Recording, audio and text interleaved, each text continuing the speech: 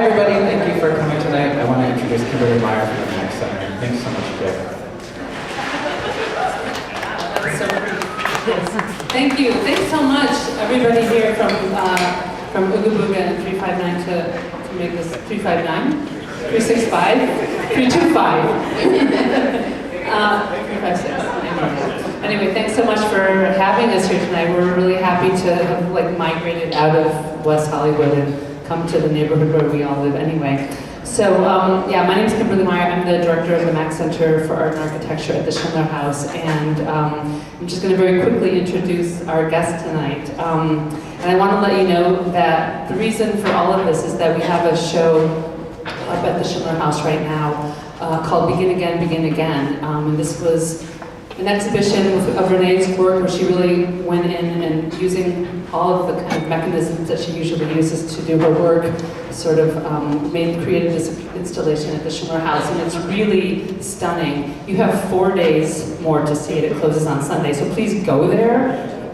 You won't regret it. And what we're doing tonight is we're showing the premiere of the film Begin Again, Begin Again, which up until now has just been part 1 at the Schindler House, 18 minutes worth, and then starting tomorrow, we're going to show the whole film, which is 40 minutes long. So tonight we're just going to have a few introductory remarks, show you the film, and then have a conversation with Renee and Fred. So Renee Green is an artist, filmmaker, and writer. Her work engages with investigations into circuits of exchange over time, the gaps and shifts in what survives in public and private memories, as well as what has been imagined and invented. And I would say that the show at the Schindler House is a really great example of precisely this. So again, I can't emphasize enough that you should go there. She also just put out a book called Other Planes of There, which I believe is on sale. It's a collection of her writings over the years. She's a fantastic writer. So I also recommend that you pick up a copy of that book. Fred Moten is a poet and a critic, working at the intersection of performance, poetry, and critical theory. His current projects include 2 critical texts. One is called Consent Not to Be a Single Being, and the other is called Animechanical Flesh, which is a great title, both of which extend his study of Black art and social life. He's also working on a new collection of poems called The Little Edges. He's also a professor at UC Riverside. So yeah, we're going to show the film now. I want to do one last thank you to Renee. Thank you to Fred for being here, and thanks to Javier Anguera, who has been incredibly helpful in this whole process.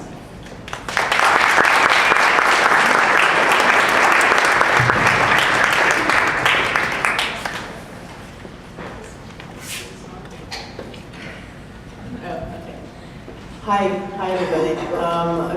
Thanks Kimberli for the intro, and I just wanted to say before starting that I want to thank Fred for being here, for agreeing to do this. It's something that I was hoping that we'd be able to do while the show is up, so I'm really glad that it's possible as a friend and as a poet to be able to engage here.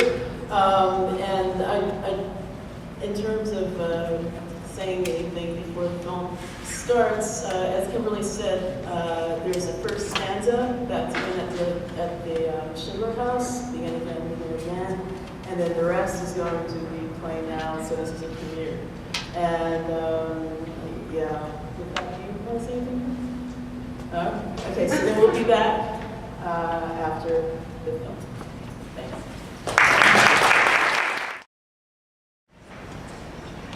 So,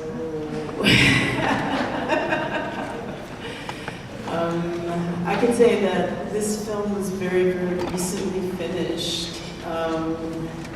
Somebody was just asking me how recent. I said, well, Saturday. It was a kind of a challenge to use one more constraint, being the length of the exhibition time, and to complete these 3 stanzas while the show is still up, so that it'd be possible to show it. So, yeah, I'm kind of like still taking it to myself. So.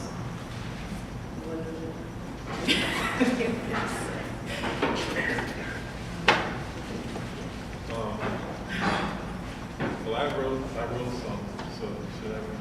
Sure, yeah. Fritz, so I should say. Well, I wrote something a little,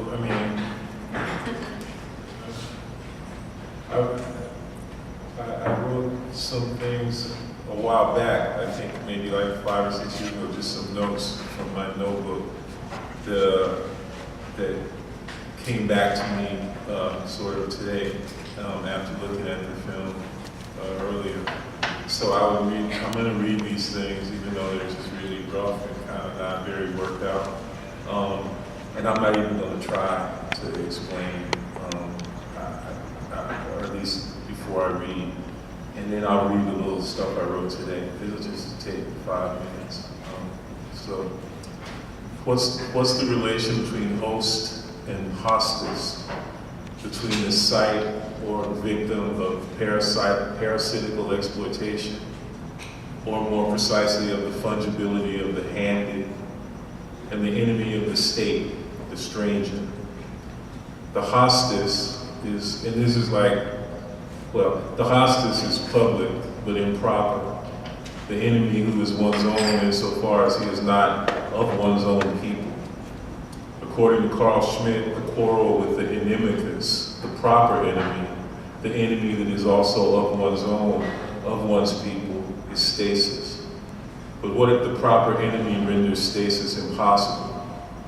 Hegel writes in the Aesthetics, and Judith Butler uses this as her epigram to Antigone's claim of those who are gripped and shattered by something intrinsic to their own being. Consider what it is to be gripped by what is inside, to be held by what one holds, as if what one holds, because it holds you, is external, an already given exteriority, and to have one's capacity to be held together destroyed by the thing that one holds, by which one is also held. What one holds tears one apart in a potentiality, an eventuality, an already given event that is far more than mere exposure. The inimicus is held within as the impossibility of being held together, as the inevitability of being shattered. It's hard to conceive of this condition as stasis because what is held within, what is intrinsic, is difference. Differentiation understood as originary exteriority. Nathaniel Mackey speaks of this intrinsic exteriority. We would speak of it as a fugue statelessness. Denise de Silva speaks of it as universal or transcendental poiesis. And Du Bois demands that we consider it as a social poetics. Hannah Arendt, after de Tocqueville foretells of this, gives us a chronicle of this death foretold, as de Silva might say, this internal dispersion, this exilic spray, which is what on violence is.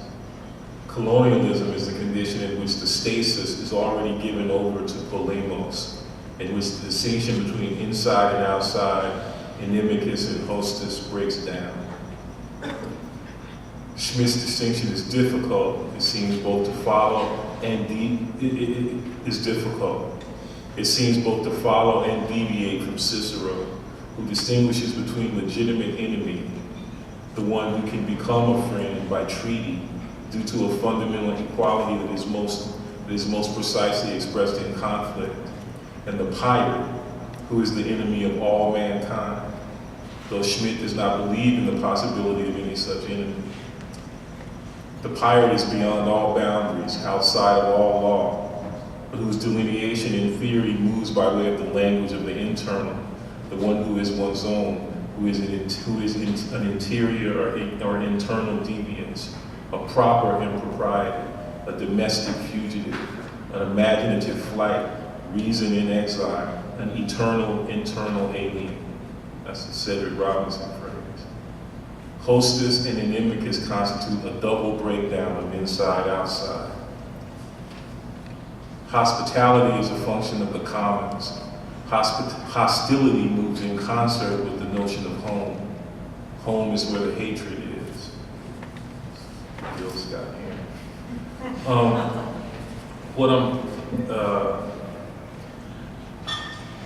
So basically, these are just these things I wrote 5 or 6 years ago that came back to me. And like I said, I just read them in a kind of, I wouldn't have read them if I hadn't had those 3 beers. but I feel emboldened. So, and I'm gonna try, maybe we'll figure out, or maybe no one gives a shit and it's okay. But to try to, I will maybe try to say what I think it all has to do with how I was looking at this film today. But here's the part that I wrote today. And I'm hoping that this makes that part make a little more sense. Renee Green makes herself not at home all over and under the world. An unwelcome guest in Schindler's house. Schindler is host and hostess. The legitimate enemy over against the inimical Green, the Matoikos, the one who is outside and also under the house, even in being in it, even in having been welcomed by the host, in the fullness of his specifically architectural hostility. Can Schindler welcome us into his house? Can his insistence upon our visitation ever be a welcome? Is the hostess capable of hospitality? Moreover, in bringing all that noise and echo and filling it up with what she brings, Green performs aneconomically, an underground metoeconomy that moves also in the animaterial, that shamelessness of matter with which matter conveys spirit. Thomas Mann speaks of this scandal, which Kant so emphatically recognized. What if space, in its raw immateriality, only emerges when filled, only in the articulation of room or product that sound finally most emphatically instantiates? The guest fills the house with a phonic animateriality, a contrapuntal folding and lapping, a fantastic waving, the freedom of the wide. Unwelcome, the inimical guest is also unwelcomable.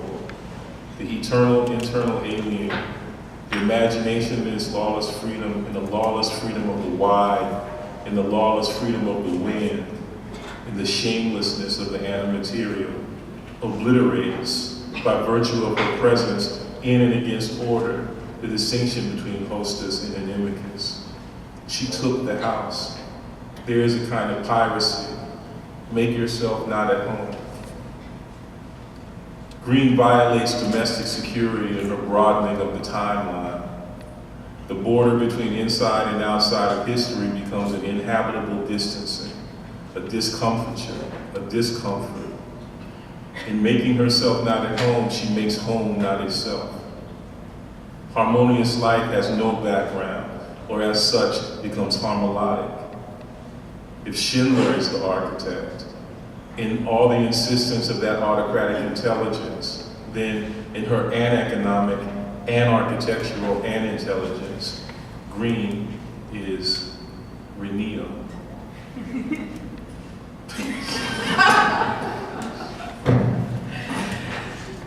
Wow. That's interesting. I love that. We don't have to ever speak of it.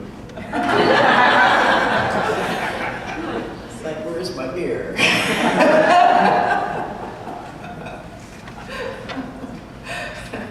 mean, I was just trying, I mean, it's I don't know if anybody, how many people have been to see the show, you know, at the Schindler House, but it's a kind of an amazing thing. First of all, just to find this, how I'd never been before, this place tucked into West Hollywood, you know, kind of hidden by all these big kind of apartment buildings. But then you walk into the house and you're immediately confronted with these voices that Renee has, I don't even know what the proper word, you know, breathed into this house. It's not, I don't know that you could say that it's a haunted house, and the haunting is obviously their spirit that you bring to the house. But I prefer to think of it as it's an animated house. Anima is a word for spirit too. And it just, I guess I'm just trying to say, I wonder what Schindler would say. I wonder how he would deal with all these voices in his house. I wonder how he would deal with all these voices in his head that are both there, in a way, but also could be easily mistaken for purely exterior. And that shattering that Hegel talks about and that Bill Butler talks about, that shattering is a shattering that occurs by way of breath, by what is breathed into the house, and it's this speech, it's these sounds that I think make you ask some real fundamental questions about architecture and about, like at one point, Schindler's like, talks about what it would mean to be, at home on the earth. And it strikes me that these voices animating the house kind of disrupt that question. It might be possible to be at home in the world, but I don't know if it's possible to be at home on the earth. And it seems to me that that's probably a good thing.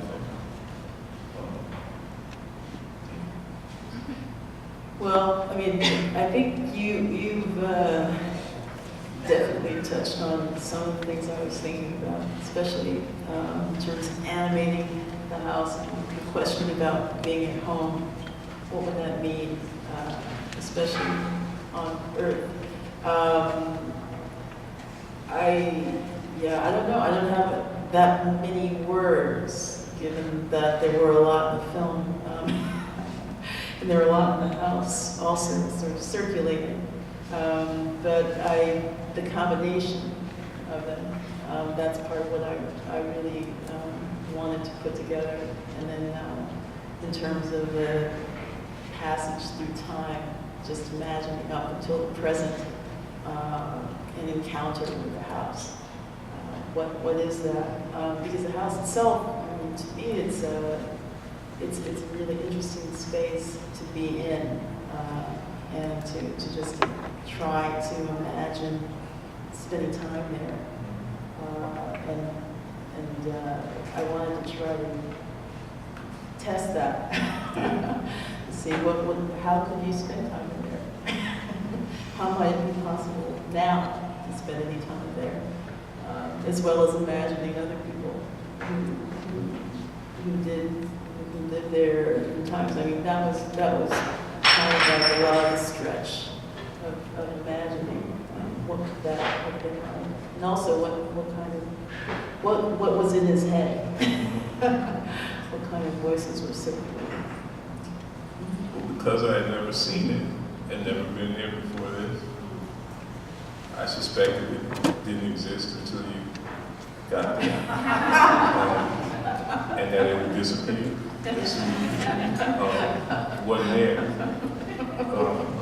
So, which is to say that the house is not a function of manufacture, but it's a function of breath and breathing, which is a Luther Vandross formulation, right? That he got from, the fifth dimension.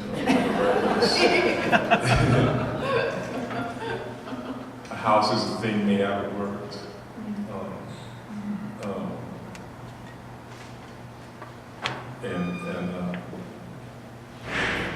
So yeah, you should go before it leaves. You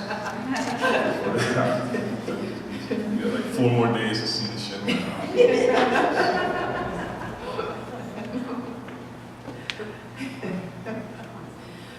Well, thank you for that. And yeah, I don't. Yeah, you should go. Spend time there. Spend time there. Soak it up. Anything else you want to say? I'm sure people have lots of questions, so now I can just become like the model. Okay.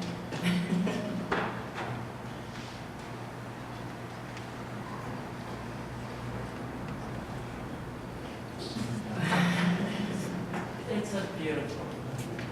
Right. Beautiful. I want to respond very briefly to Fred's beautiful response, and I also want to talk a little bit about the film. Okay. So, Fred, I think that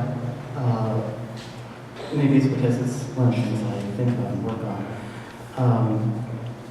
I love this relationship between the hostess and the host being foregrounded in the absolute undecidability and contingency that's always forthcoming in a relationship. I think in relationship to Renee's work, and this idea of not being at home anywhere in the world can be thought through Kant's perpetual peace, in a sense, in the third definitive article especially, when he talks about the obligation for hospitality.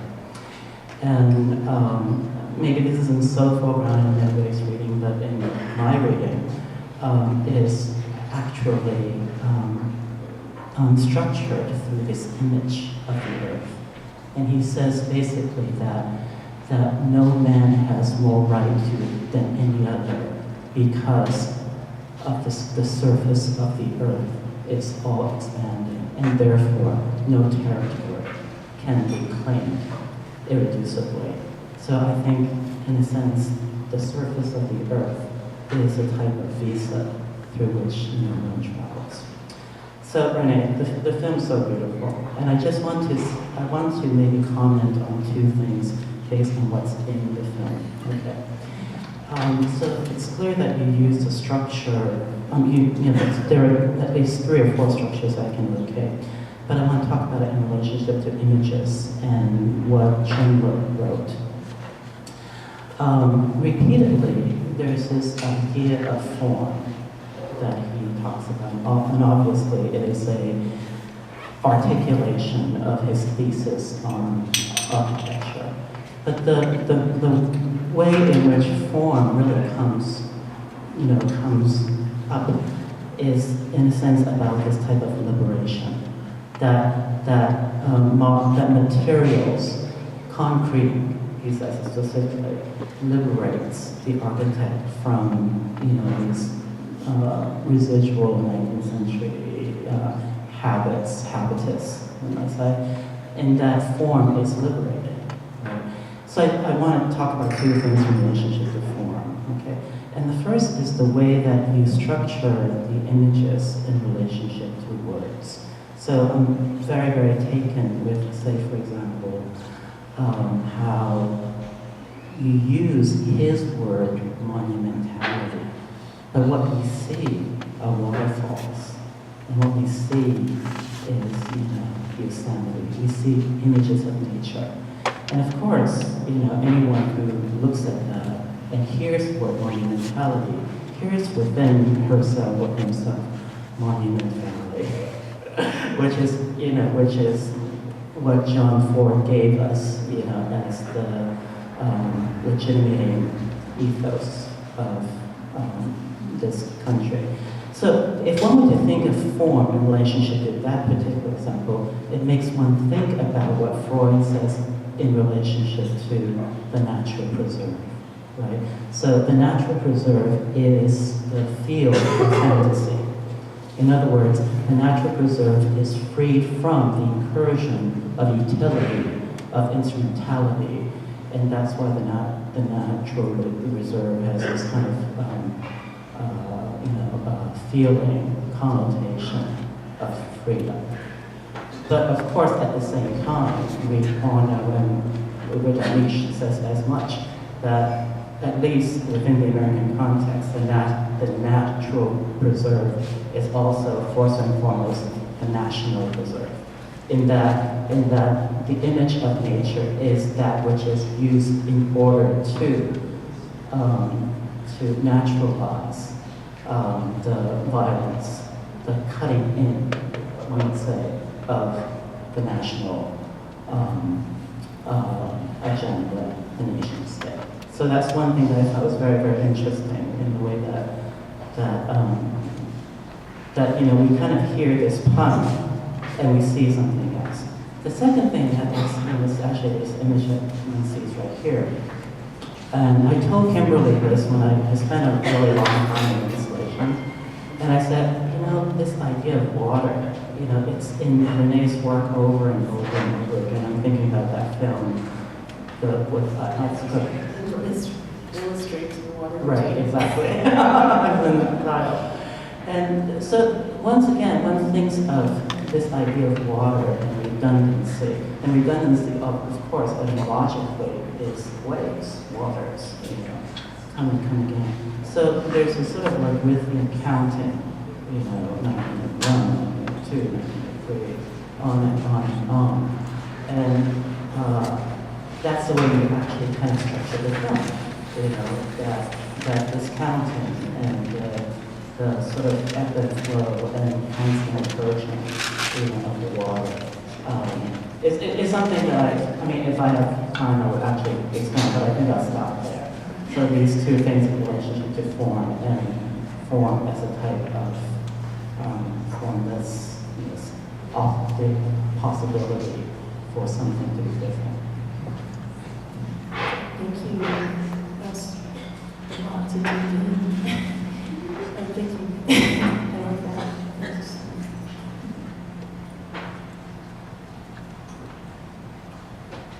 Does anybody else have any? Mr. Moten, I was astounded that you made this observation about the Schindler House when you had only recently visited there. That here is this kind of hidden away small structure that is,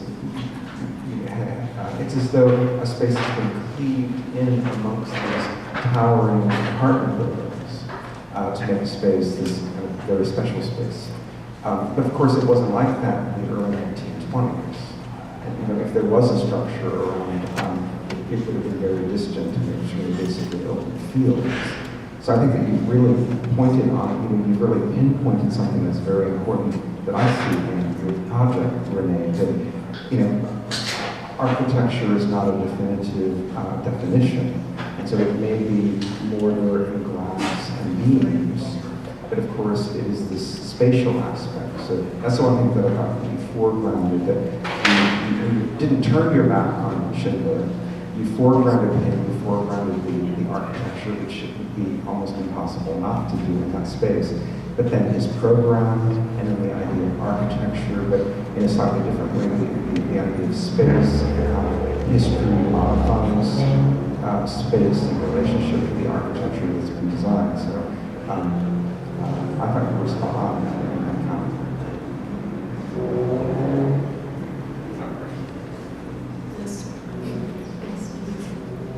Yeah, we were talking about space just before, like space architecture, space is a material that's constantly referred to. But I think the idea of animation is an interesting one to think about in relationship to space as the material.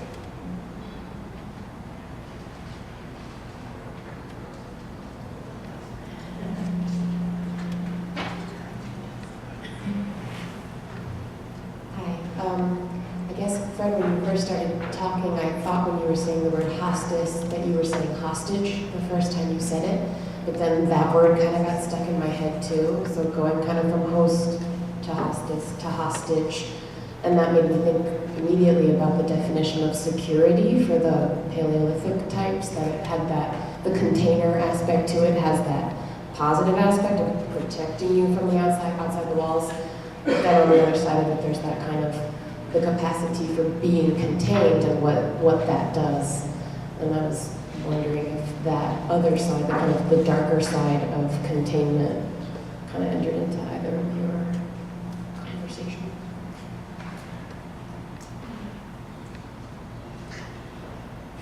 Well,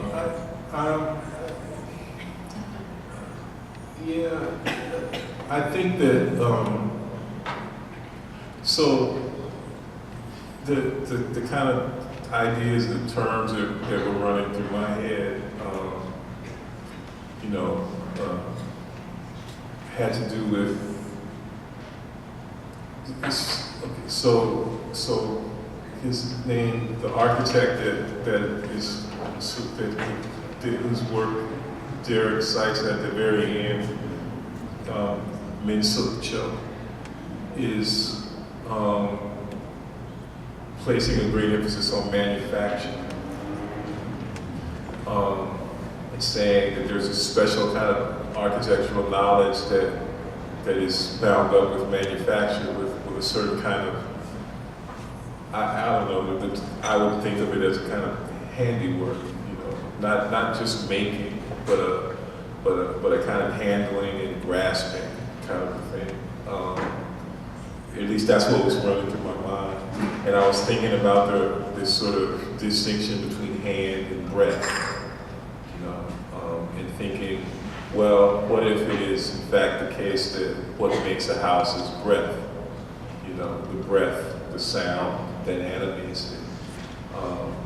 And what I guess I was thinking was that if it's the case that the house is made of breath rather than of, you know, let's say that the hand-built wall, then the house becomes a kind of literally a gathering place for a kind of shared insecurity. And it also becomes a gathering place, at least possibly, for a kind of disruption of containment. You know, that's what I was kind of thinking. But there's a terrible price, it seems to me, that, you know, it has to be paid for this chance. And that price has to do with what it is to be, you know, to be unwelcome. It is the unwelcome ones who bring breath and noise to the house, you know. You know, it's funny too, because there's a, you know, in what I now understand in my mind, in my own crazy mind, to be the entire mythological history of the Schindler House, which didn't exist before a few months ago. You know, yes, it was surrounded by bean fields, is what they try to tell us, you know. And evidently there was this man called Schindler, and he lived there, and they moved away, and Lutra lived there, and then they moved back, and then Schindler and his wife broke up, and she painted her side of the house pink just to annoy him, you know. And you know, that's the story they're trying to tell. But I think, but Schindler's insecurity, it seems to me, is something that we can think about maybe more fruitfully against the grain of the history, you know, that the house, you know, that we have come to believe in some way belongs to the house, you know. So that's why I guess I feel like, you know, maybe the way I'm thinking about it is that what Renee is doing is bringing something uncontainable into the house. But it's this weird thing where she brings something uncontainable into the house, but the house exists as a function of that uncontainability that she brings. And I know that's like a paradox that I have no idea how to resolve, but right now I'm thinking that these two things are somehow connected, that these two things can both be true. But I'm sure I'll get over it by the end of the night. Just for a second, just to go to think about the paradox of it, because I do think that Schindler somehow embodied these paradoxes, and I think that the manifesto, which is what's heard through the film and which is numbered, is something that was written in 1912, and so he was still living in Vienna then. Before he'd ever come to the United States. And so it's sort of his dream of what it could be like to build something and the kind of thing that he'd like to make. And I think somehow it does link with the Min Suk Cho in a way. This kind of, what was described when we were talking about it before, as a kind of particular intelligence of the architect for this manufactured kind of intelligence. And we were talking about it just briefly before. We were saying, well, I think that maybe this idea of the constellation that's being created. You can think about it in terms of the city, think about it in terms of like an expanse of some kind. But in the case of Schindler, this is not really what happened. We kind of face more these individual houses and this sort of inside and outside, this idea of what could be nature, what could be the material that's made to make the shelter. And so there's this kind of back and forth that goes on in that world. Mom's making this kind of cool. His formulation is all about how, you know, the shamelessness, the scandal that spirit is revealed to us through material means. You know, that's the scandal of art. You know? And there's a reversal of it, it seems to me, with regard to Schindler, where there's a way in which matter, you know, brings, you know, spirit brings matter into play, it seems to me. In other words, because, you know, there's an exilic force that brings Schindler here too, you know, so they say. And so it's like this kind of weird, the irony of a homestead, you know, literally, that emerges as a function of some kind of exilic, animated kind of air, you know.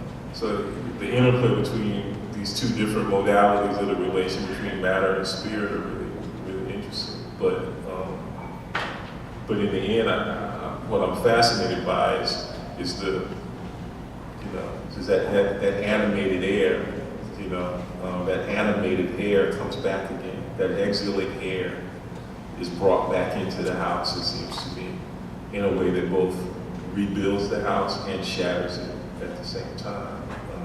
In what you've done.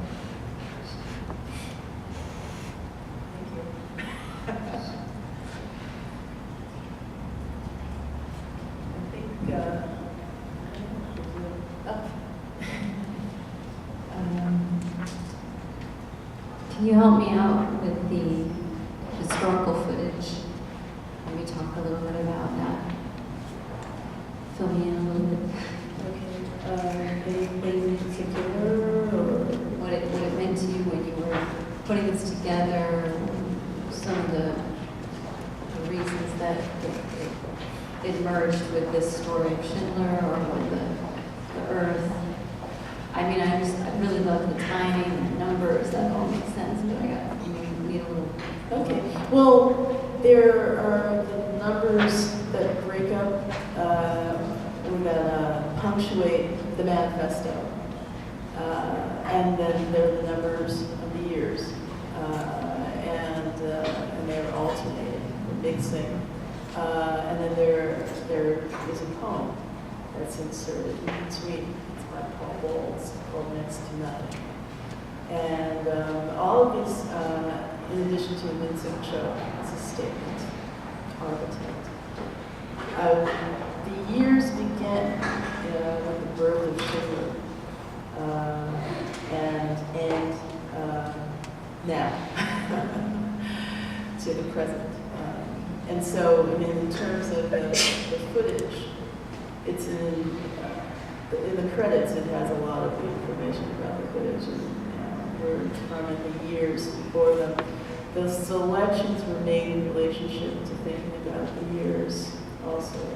Part of what I was interested in was the expanse, from imagining the birth time of Schindler, even though that's before films were made, but it's an imaginary thing that's being created in terms of thinking about the 19th century Austria to the present. And so historical footage covers all kinds of different events that took place during the 20th century. And reviewing the credits sort of give an indication to what some specific things were. And so there's no one thing that's actually meant to stand out.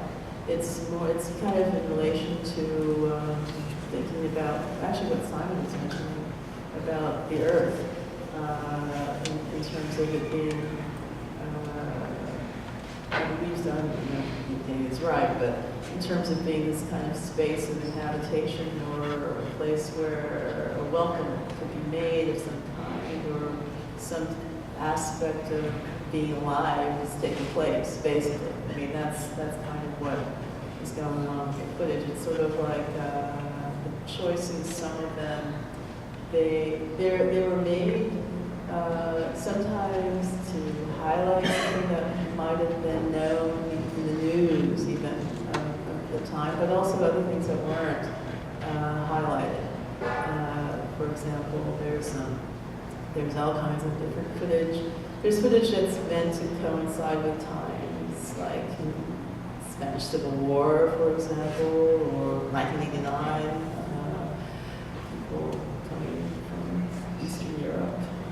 There are all kinds of things. They're actual, but they're also mythologized in some cases, or they're not even thought about.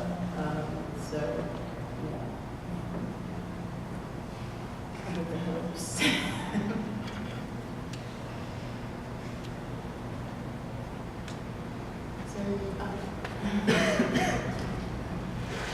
Thanks for the film and the commentary. I guess I just wanted to invite either Fred or Renee to talk about dispossession, because there's a sort of utopian strand to the film, but there's also this deeply dark dystopian thread where we see that the sort of architectural dreams of one set of people often necessitate the removal of others. So, even if it's in the internment camp, there's some kind of architecture there. Somebody had to build it, somebody had to design it, there had to be a blueprint. And then there's footage in your film as well of the removal of Native American people and so on. So I was just thinking about, that German concept of Lebensraum, how it's sort of bracketed in your film by the underwater footage as well, the penetration of nature with this architectural will to possess and dispossess. So I wonder, I'd just love to hear, move away a little bit from the utopian and the manifesto towards the dispossession and the discord. That's interesting. Maybe it does relate somehow to the question I was just asked.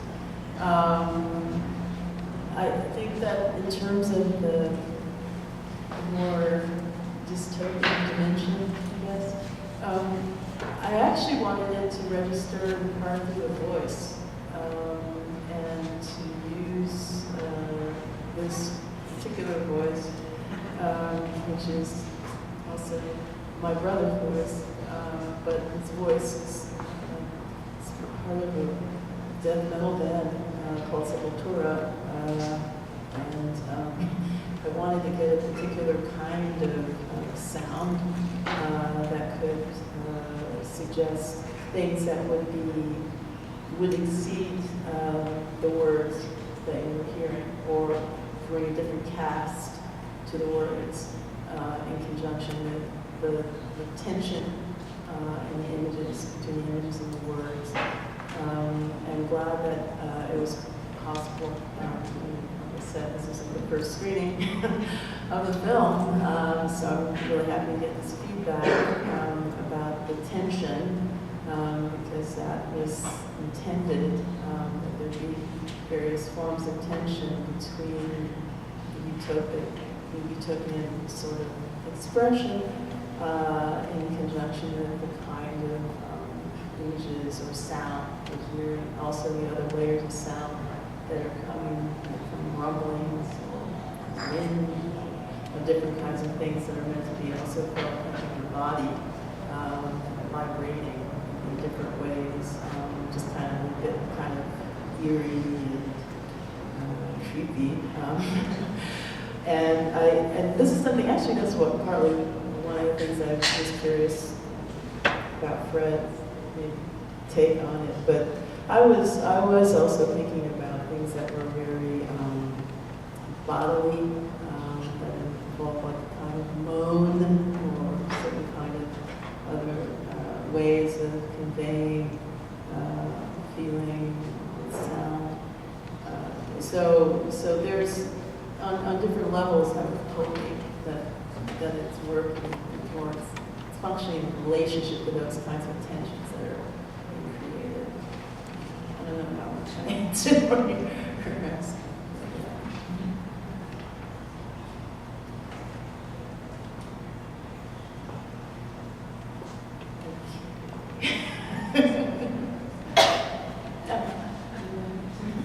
I just to kind of piggyback on what Jack just said and this wonderful misunderstanding of host and hostage. And it definitely, and I think within all of this stuff, it's also in all your work that I think I see, Renee, is that sense of it kind of questions like sort of the taking, and that there's this sense of like architecture does sit in the context, and that there's a kind of underlying implicit violence in all building and very much in architecture, because in the end something had to be taken and it wasn't necessarily given. And I think that somehow also comes across also with all this kind of archival footage, and that these kind of utopias also exist in something which is incredibly dark and violent. That's an interesting point.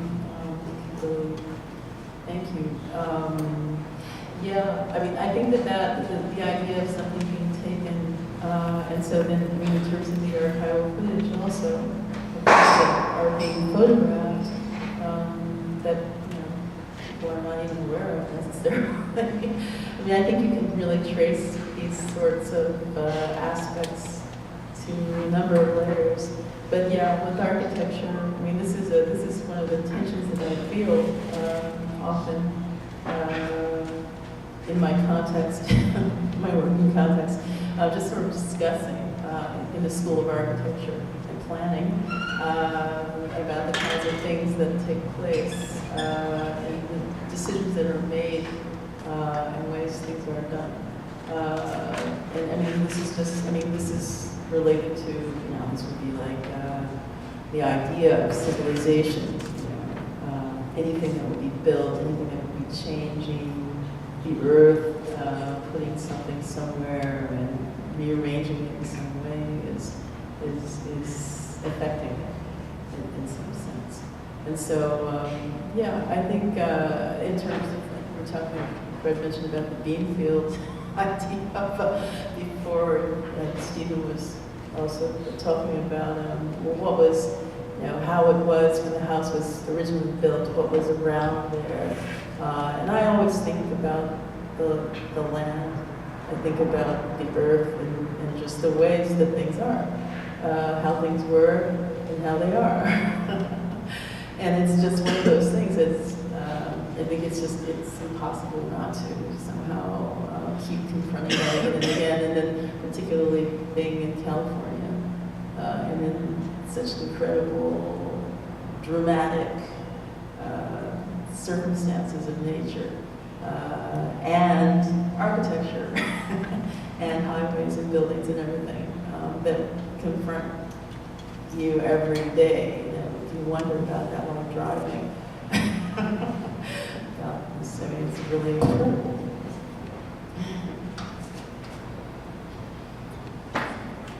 Anybody else? I just have one short comment. In addition to that, it's the miracle that the Schindler House wasn't taken, and you know, by condominium land. And you know, there was a very high possibility that it could have been, and so we wouldn't be here talking about it the way. I mean, I don't know if you might build this up into some grandiose thing, but you know, there's a miracle of coincidence, and it's really not just coincidence. It was, you know, a force of power and might that fought that taking of the Schindler House and just kind of like turned it under the soil. So. Yeah, well, I think that's a good point. So maybe we can come to the end. But I think that I was asked, there's some books outside. I was asked to sign. So anyway, everybody, thanks for coming, and see you around.